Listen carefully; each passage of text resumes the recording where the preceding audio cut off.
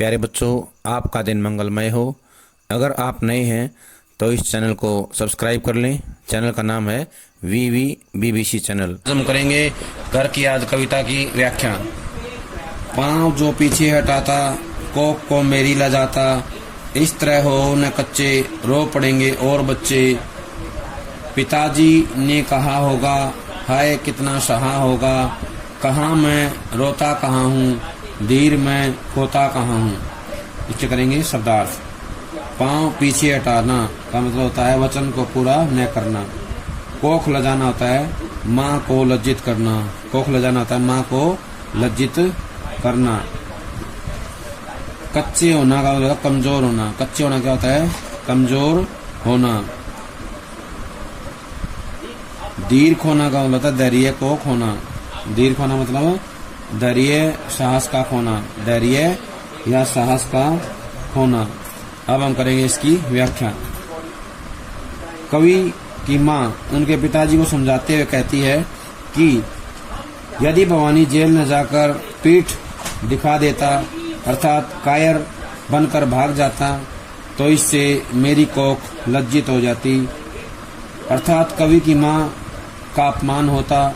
इस प्रकार आप अपना मन दुर्बल न करो। आप अपने मन को दुर्बल ना करें, कमजोर न करें, क्योंकि आपको रोते देखकर बच्चे भी रो पड़ेंगे। बच्चे भी रो पड़ेंगे। माँ की बात सुनकर पिताजी ने कहा होगा कि मैं कहाँ रो रहा हूँ, मैं रो कहाँ रहा हूँ, मैं अपना धैर्य खो नहीं रहा हूँ। मैं ना तो रो रहा हूँ और ना ही अपना धैर्य खो रहा हूँ। कवि ये कहने का तात्पर्य यह है कि उनके पिताजी का हृदय बहुत कोमल है। वे ऊपर से आंसू रोकने का प्रयास करते हैं, किंतु उनके हृदय में कवि के जेल जाने का अत्यधिक दुख है, जो बराबर आंसू बहने से प्रकट हो रहा है। कहने का आशय है कि उनके पिता के आंसुओं से कवि के जेल जाने का जो दुख है, कष्ट है, वो बह रहा है, पता लग रहा है। अब हम करेंगे प्रश्न नंबर 1 है कोख को लजाना। कोख को लजाना का क्या अर्थ है, या उसका अर्थ स्पष्ट कीजिए। तो बताना है कोख को लजाना का अर्थ है माँ को लज्जित करना। यहाँ यदि कवि भारत छोड़ो आंदोलन में सक्रिय रूप से भाग न लेता और घर में छुप कर बैठ जाता, तो इससे उसकी माँ को लज्जा अनुभव होती। कवि की माँ को लज्जा अनुभव होती। कवि की माँ की बात सुनकर उनके पिताजी ने क्या उत्तर कहा होगा, या पिताजी ने क्या कहा होगा, या क्या उत्तर दिया होगा। कवि की माँ ने जब उनके पिता को समझाया कि उनका बेटा भवानी उनके कुल की परंपरा का पालन करने हेतु ही आंदोलन में भाग लेने के लिए या लेने के कारण जेल गया है, और यदि वह ऐसा न करता तो मुझे भी लज्जा का अनुभव होता।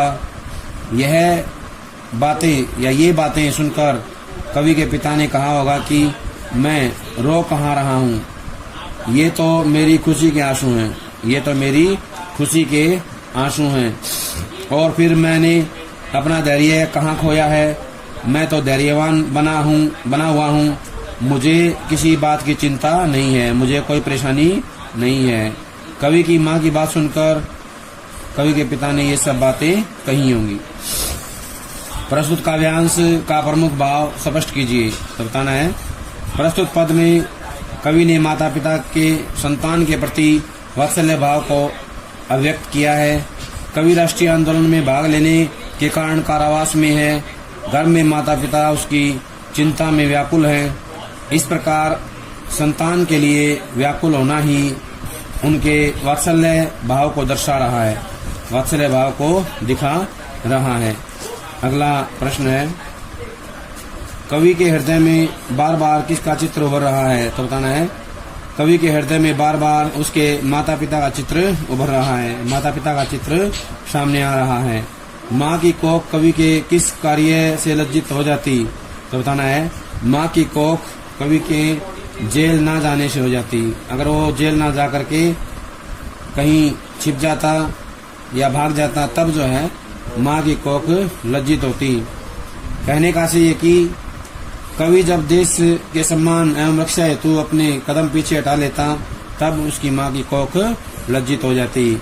माँ द्वारा प्रश्न पूछने पर पिता ने क्या उत्तर दिया तो बताना है।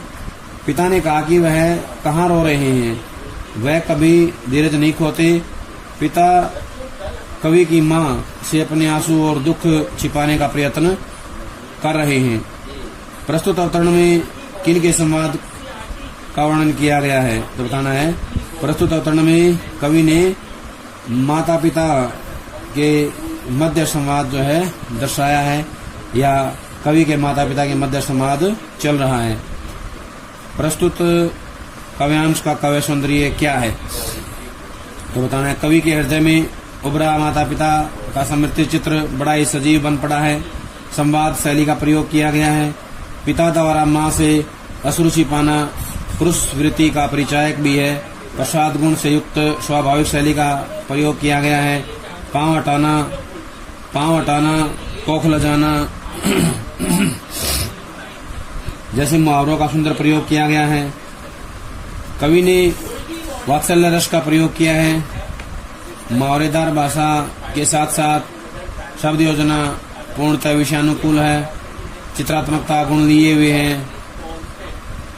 वात्सल्य भाव का सजीव व मनोरम चित्रण किया गया है।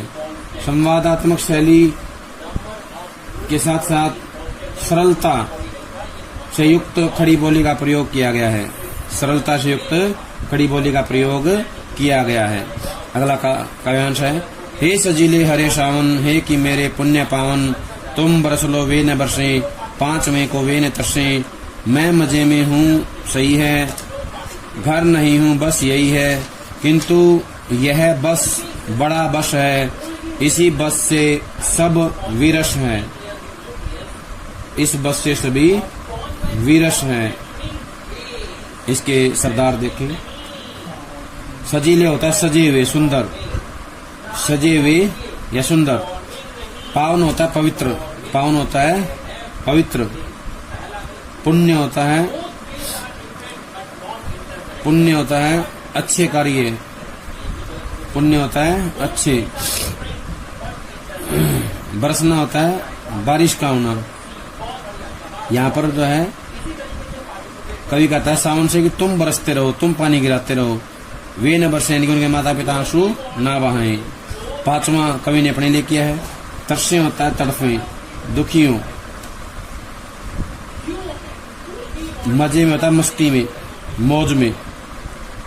बस में होता है व्यवस्था, बस होता है विवश या मजबूर। अब इसकी व्याख्या देखें। कवि कहता है कि मेरे माता पिता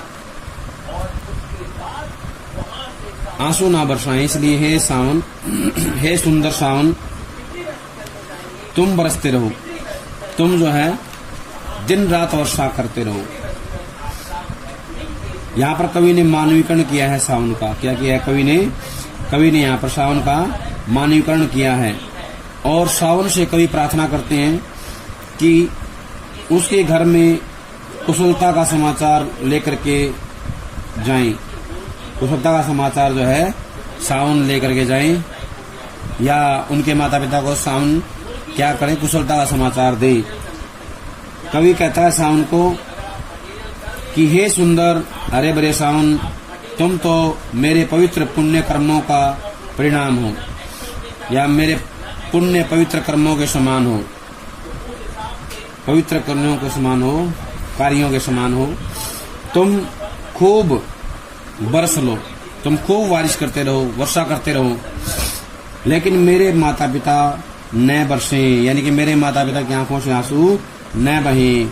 मेरे माता पिता मुझे याद करके ना रोएं, अपनी आंखों से आंसू ना बहाएं। तुम्हें देखकर वे अपने 5वें पुत्र के लिए आंसू न बहाएं, न बरसें। कवि पुनः सावन से कहता है कि तुम मेरे घर जाकर मेरे माता पिता से कहना कि मैं घर नहीं हूँ। मेरे माता पिता से कहना मैं घर नहीं हूँ, मैं जेल में हूँ। मेरे लिए यह बस बड़ी मजबूरी है। मेरे लिए ये जो बस है, छोटा सा बस है, ये बड़ी मजबूरी का विषय है, मजबूरी भरा हुआ है मेरे लिए।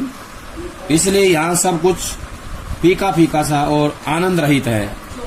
इसी बस से सब विरस है। विरस मन होता है फीका फीका, आनंद रहित हो जाना, रसहीन हो जाना। मैं केवल तुम्हारे पास घर में नहीं हूँ, बस यही मेरी मजबूरी है। और इसी मजबूरी के कारण जो है सब कुछ जो है फीका फीका सा अर्थात आनंद रहित हो गया है, या सब कुछ आनंद रहित लगता है। कहने का आशय है, कवि जो है आनंद का महसूस नहीं कर रहा है। वह जेल में है, लेकिन अपने माता पिता के प्रति जो है दुखी है, थोड़ा सा चिंतित है। और सावन से कहता है कि हे मेरे पुण्य कर्मों के परिणाम पवित्र सावन, तुम जो है बरसते रहो, खूब वर्षा करते रहो, लेकिन मेरे माता पिता कभी भी मेरे लिए ना दुखी हो और ना ही रोएं। अब इससे जुड़े हुए प्रश्न देखें। पहला प्रश्न है, कवि ने सावन को सजीले और पुण्य पावन क्यों कहा है? तो बताना है, कवि ने सावन को सजीला इसलिए कहा है क्योंकि सावन में चारों ओर प्रकृति हरी भरी हो जाती है, सुगंधित हवाएं चलती हैं, आकाश में बादल छा जाते हैं, हर प्राणी के हृदय में उत्साह भर जाता है। सावन को अपने पवित्र पुण्यों के समान इसलिए कहा है कि पुण्य के कार्य करने से जीवन में सुख, संतोष और आनंद मिलता है। सावन सभी प्राणियों को सुख व आनंद प्रदान करने वाला है। सूखी धरती में प्राणों का संचार करने वाला भी क्या है? सावन है। अगला प्रश्न है, तुम बरस लो वे न बरसें, पंक्ति का आशय स्पष्ट कीजिए। तुम बरस लो वे न बरसें। कवि ने सावन से कहा है कि हे सावन, तुम चाहे जितनी वर्षा करना चाहते हो उतनी वर्षा करो, किंतु वे अर्थात मेरे माता पिता न बरसें, अर्थात मुझे याद करके न रोएं। कवि ने अपने माता पिता के कोमल भावुक स्वभाव का चित्रण किया है। कवि के लिए क्या और क्यों विरस है बताना है। कवि कारावास का जीवन व्यतीत कर रहा है। उसकी यह व्यवस्था है कि वह सावन के महीने में अपने घर नहीं आ सकता, अपने परिवार से मिलकर आनंद पूर्वक जीवन व्यतीत नहीं कर सकता। कवि की इस बस यानी कि व्यवस्था के कारण ही उसका जीवन रसहीन हो गया है, यानी कि फीका हो गया है, आनंदहीन हो गया है। वह जेल में बंदी होने के कारण और परिवार से दूर होने के कारण जो है निराश है, दुखी है। अगला प्रश्न है, कवि किसे संदेशवाहक के रूप में अपने घर भेजता है? तो बताना है, कवि सावन को दूत बनाकर या संदेशवाहक बनाकर अपने घर भेजता है। किसको भेजता है? सावन को। सावन को जो है भेजता है दूत बनाकर। कवि कारावास में किसे संबोधित करता है? तो बताना है, कवि कारावास में सावन को संबोधित करता है। किसको करता है? सावन को संबोधित करता है। कवि सावन से क्या चाहता है? तो बताना है, कवि सावन से चाहता है कि उसके घर जाकर खूब बरसे। कवि कहता है कि उसके घर जाकर के सावन खूब बरसे। सावन का बरसना उसे खूब अच्छा लगता है।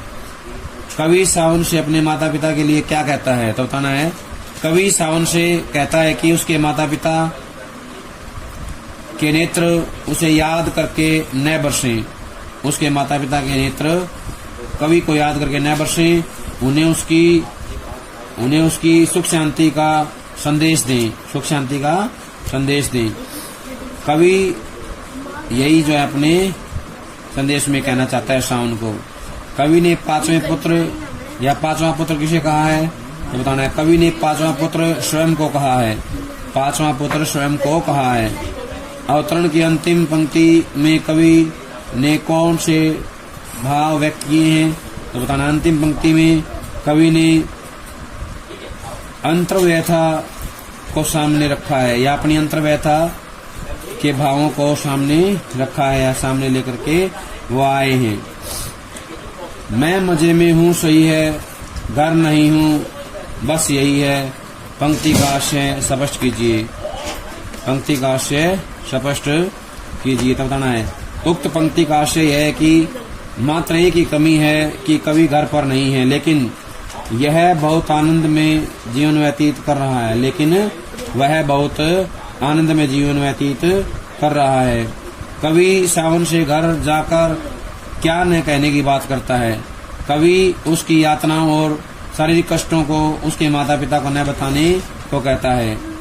कवि सावन से उसकी यातनाओं और शारीरिक कष्टों को उसके सामने माता पिता को न बताने की कहता है, या न बताने के लिए कहता है। निहित सौंदर्य बताना है काव्यांश का। देखिए, कवि ने कालिदास की मेघदूत परंपरा के अनुसार सावन को अपना संदेशवाहक बनाया है। क्या बनाया है? संदेशवाहक बनाया है। बस शब्द का विविध अर्थों में प्रयोग किया गया है। ये जो बस शब्द है, इसका कवि ने विविध अर्थों में प्रयोग किया है। पहला बस सांत्वना के लिए है, तो अंतिम बस शब्द पराकाष्ठा के लिए प्रयोग किया गया है। अंतिम जो बस है, पराकाष्ठा के लिए किया गया है। अतीत की स्मृतियों का यथार्थ चित्रण किया गया है। अनुप्रास यमक अलंकार का प्रयोग किया गया है। प्रसाद गुण विद्यमान है। कवि ने बताया है कि किस प्रकार सावन के माध्यम से वो अपना संदेश माता पिता के पास भेजता है और उनसे कहता है कि वो कहीं या बताएं कि उनके माता पिता जो है ना रोएं, अपने पांचवें बेटे के लिए ना रोएं, आंसू ना बहाएं। कवि ने भारतीय साहित्य परंपरा के अनुकूल सावन को दूत बनाया है, संदेशवाहक बनाया है। ये प्रयोग अत्यंत ही दर्शनीय है। सावन का मानवीकरण किया गया है। भाषा अत्यंत सार्थक, सहज, किंतु भावाभिव्यक्ति में पूर्णतः सक्षम है। भावाभिव्यक्ति में पूर्णतः सक्षम है। संवाद शैली का प्रयोग किया गया है। कवि ने शब्दावली सरस व सरल प्रयोग करते हुए खड़ी बोली का सार्थक प्रयोग किया है, प्रवाहमय प्रयोग किया है। प्यारे बच्चों, ये थी हमारी घर की याद कविता एक काव्यांश की व्याख्या। सभी इनको अच्छे से याद कर लें और अपनी कॉपी में लिख सकते हैं उसके। तो सभी का बहुत बहुत धन्यवाद।